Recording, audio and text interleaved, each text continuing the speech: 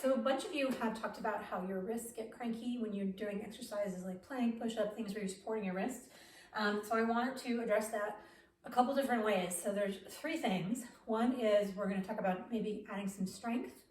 Two, we're going to talk about doing some mobility work. And three, we're going to talk about actually how you use your wrists, both in the exercises themselves and in your everyday life. So first, a little bit of strengthening for the wrists. So one of the things that you can do is, I call these fingertip planks.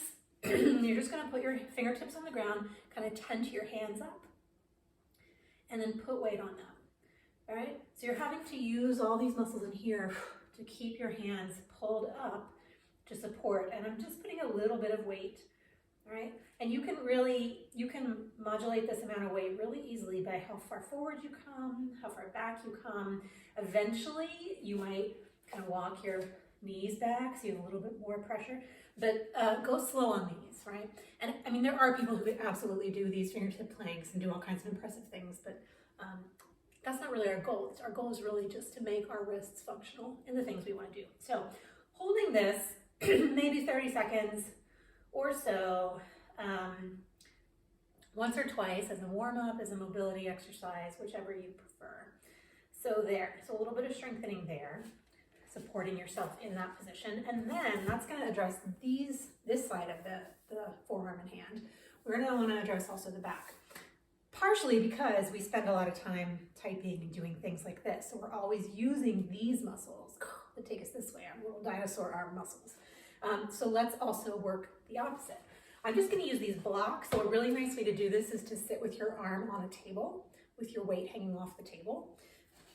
So forearm goes on your surface, wrist is off the edge. I'm going to hold a very light weight, right? This is a 5-pound weight, but you could do anything lighter. If you don't have a weight, you could literally hold anything that has a little bit of weight to it, right? And you're just flexing the arm back. So keeping the forearm down is going to make sure that you're not doing it with the muscles up here. You're really focused just on the wrist. So with this, just like anything else, maybe 3 sets of 10, or just to sort of see how quickly you get tired. So this is to make sure that you're working on both the flexors and the extensors in your arm so that you have both kinds of motion happening, and that helps to balance things out when it comes to the wrist. Okay, the second thing I want to take you through is a quick wrist mobility sequence. So you're just going to start on your knees. You're going to go into kind of a rough all fours position, but you're going to keep a lot of the weight in your body and not so much on your hands. We're going to start by turning the fingertips toward your knees with the backs of your hands on the floor so that you're getting some stretch on the back side of your forearm. So we're going to just do a couple little movements here, some little circles, some little kind of rocking in and out of it. And again, you make the call, right? You can sit back and get a real deep stretch in here, but you just have to sort of see where you're at, right? I love the circular motion because I think you get a lot of different kinds of fibers of the muscle in different ways. So you spend 30 seconds to a minute doing that, and then you're going to flip them over. Same thing, fingertips pointing at the knees, but now hands down. So you're going to try to keep the heel of your hand firmly down, and you do the same thing, right? Sitting into a little stretch. I really like to kind of come in and out of these stretches sometimes. I think that feels nice. And then adding that little circular movement.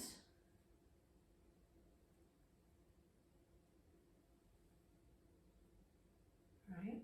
And then I'm going to take the hands, point the fingertips at each other, and you're going to put the backs of the hands down. And again, you're putting just a little bit of pressure. You can touch your toes if that feels better. A little bit of pressure with your backs of your hands flat, and then your goal is to squeeze your hands into as much of a fist as you can. You can see that my fist is not complete here because the backs of the hands are really, really tight. So squeeze your fists and open.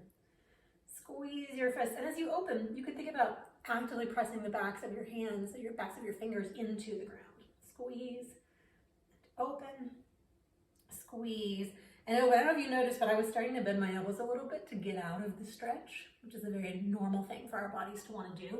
So you want to think about keeping your elbows straight. Now, if you have a tendency to hyperextend for your elbow to pop forward, try to stay out of that. Right? Think about your elbows kind of pointing in toward each other as you do this, not kind of popping out to the front. And then that too, 30 seconds a minute, and then maybe some little wrist circles, just whatever feels good. And then you can move on with your day. Okay, the third thing to think about is how we're actually using our wrists when we do things. And there's two categories here. One is when we're doing exercises, which we're going to talk about first. And then the second thing is how are you using your wrist in your everyday life? And that matters too. So when we're in, let's talk about push-ups and planks because that's where this comes up the most. It's real easy when you're in your push-up or plank position to just kind of hang out there, right? To sink into it a little bit so that now when you do this, your weight is going into your joints more than it's going into your muscles. So first thing is actively push the floor away, right? That gets all of these muscles engaged. When your shoulder's in a happy place, your elbows and wrists will be happier too.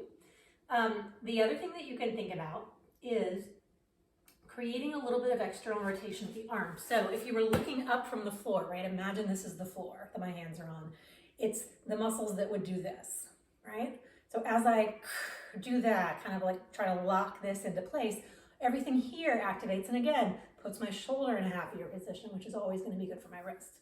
So it is a movement that if you could turn your hands, they would go that way. But because you're not actually going to let them move, it's isometric, right? So you're going to keep your hands there and just lock that movement in as if you were turning your hands out.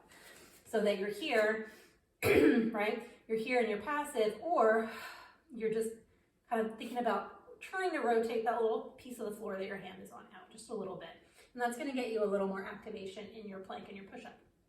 Now, the other thing is to think about pushing through this part of your, I don't know what to call this, the ball of your hand. That sounds weird. But the equivalent of the ball of your foot, right? That you're pushing into this spot. A lot of times when we're doing things in our hands, we kind of let this pop up, right?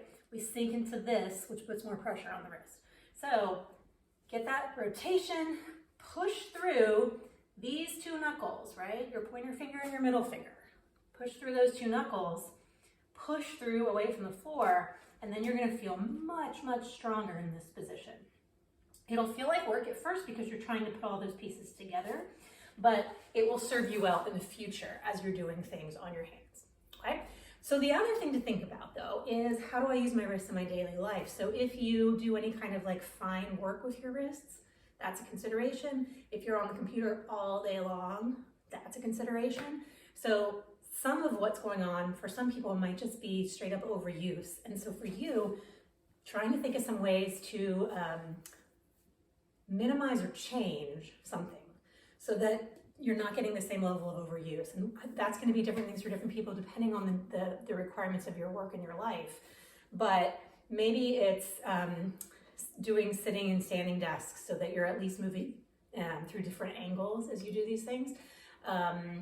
And maybe it's taking more breaks, right? Taking more breaks, coming down, doing some of that mobility stuff just to get your tissues moving in a different way so that you can continue to do whatever your work requires in a way that it's not going to impact your wrists quite as much. So try that. Let me know if you have any questions and or specific things to your particular daily life or your work, and we will figure out what we can figure out, okay?